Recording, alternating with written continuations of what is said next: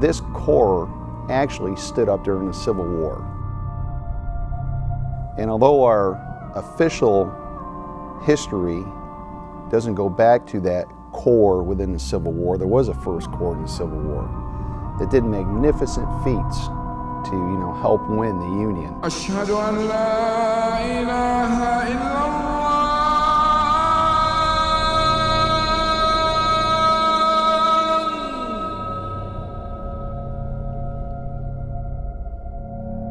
أشهد أن لا إله إلا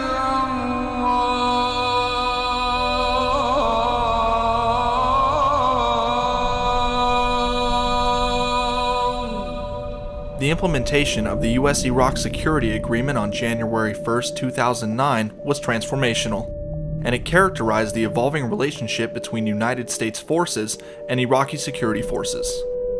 Working under a timeline for U.S. forces to withdraw from Iraq by December 31, 2011, the government of Iraq and its security forces doubled their efforts to prepare to accept full security responsibility. In reality, Iraqis achieved full sovereignty on 1 January when we implemented the security agreement. But in my view now, looking back on it, it's clear that the Iraqis really first felt sovereign as they approached the 30 June withdrawal of U.S. forces. And I think that's because it was an obvious statement to the Iraqi people that Iraqi security forces were going to take responsibility for security and in the urban areas, and by doing so, take responsibility for securing the population. This reinforced military and diplomatic bonds between the two nations. It was into this environment that on April 4, 2009, 1st Corps assumed command of Multinational Corps Iraq from the outgoing 18th Airborne Corps. MNCI had over 1,900 soldiers, sailors, airmen, Marines, and DoD civilians to command and control 3 divisions and a Marine Expeditionary Force in support of Operation Iraqi Freedom. After more than a 50-year combat hiatus since the Korean War, America's Corps from Fort Lewis, Washington was back in the fight as the operational command and control element of Multinational Corps Iraq at Al-Fa Palace in Baghdad, Iraq. The Corps that we're serving in now, we trace our legacy in history back to World War I. And this Corps has done a wonderful job in World War I, World War II, Korea. And then we had this span where, we were not fought as a Corps. As a Corps Sergeant Major, and all the combat leaders within this Corps and all our soldiers within this Corps draw, a lot of energy from the fact that we are the most decorated Corps within the United States military. We are the United States First Corps. And we take all those traditions, we take that energy, and we brought it right here into Iraq. As 1st Corps assumed command of MNCI, progress for the government of Iraq rested on the ability of both Iraqi and U.S. forces to retain the initiative of security gains already achieved in Iraq. The Sons of Iraq, or Sunni Awakening movement that began in Anbar province in 2005, was credited with helping reduce violence in Iraq as grassroots coalitions between Sunni tribal sheiks united to maintain security. The U.S. military initially paid the salaries of the SOI, but during 2009, MNCI participated in the full transition of the Sons of Iraq program to the government of Iraq. Though violence decreased, with the cooperation of the SOI, the hard work of fighting a tenacious insurgency wasn't finished. From the very beginning of planning 1st Corps' deployment as MNCI, the commanding general and staff knew effective partnership was essential to success. We knew that our ultimate success operating within the requirements of the security agreement would require us to partner more closely and more effectively with the Iraqi security forces than had ever been done before. And our claim was, and our understanding was, that our ultimate success would be defined by the quality of that partnership.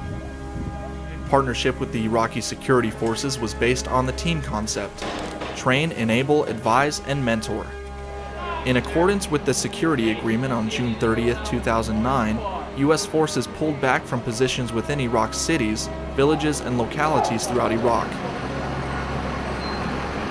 Getting out of the cities was very significant, not just as a combat operation, which had to be very carefully planned and executed with care. It was also a very important information operation in that truly the mission became not just to physically withdraw combat forces, but to very firmly demonstrate U.S. commitment to the principles and the designs of the security agreement. Partnering with the State Department's Office of Provincial Affairs, or OPA, Iraqi government ministries, and the IGFC, MNCI directly contributed to the Iraqi state's capacity to govern.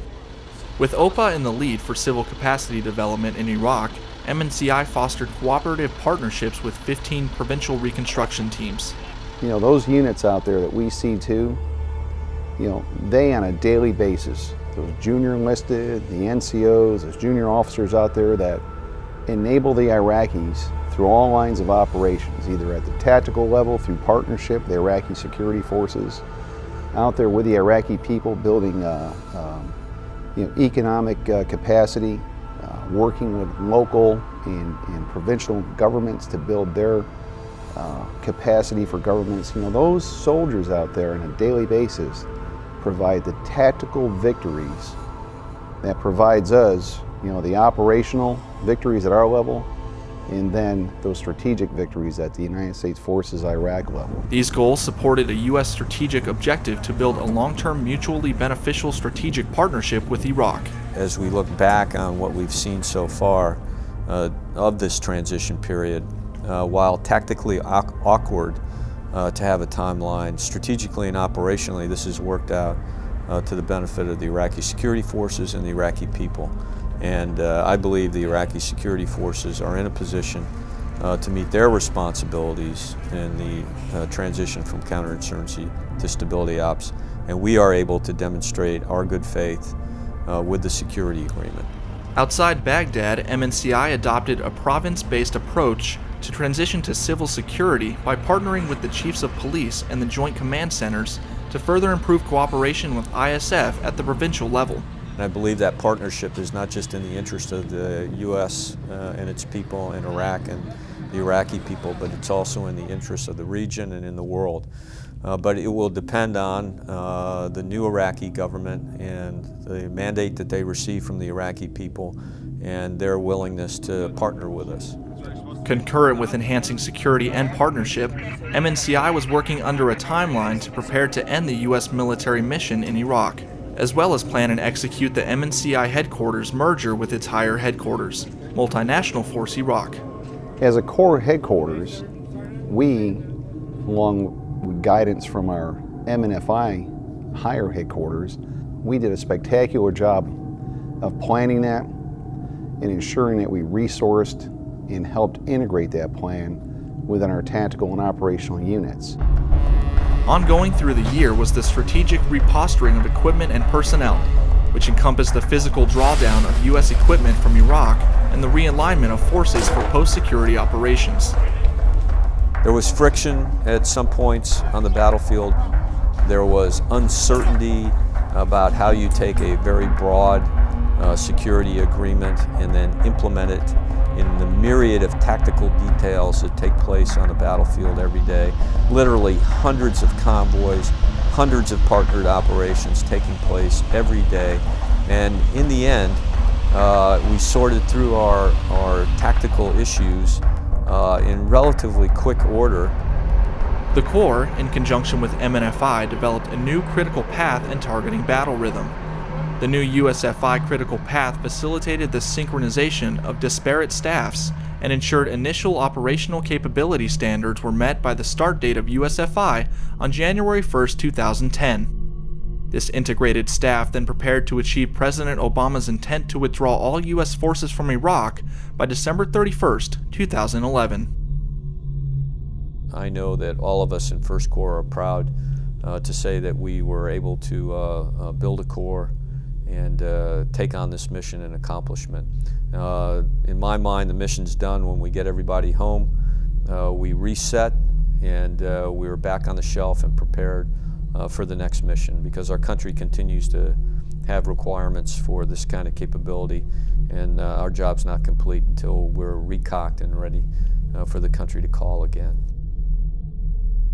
أشهد أن محمدًا رسول الله.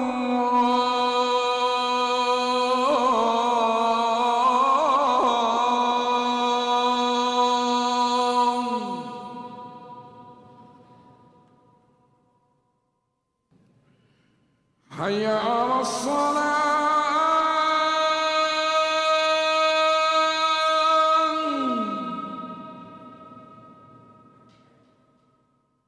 حي على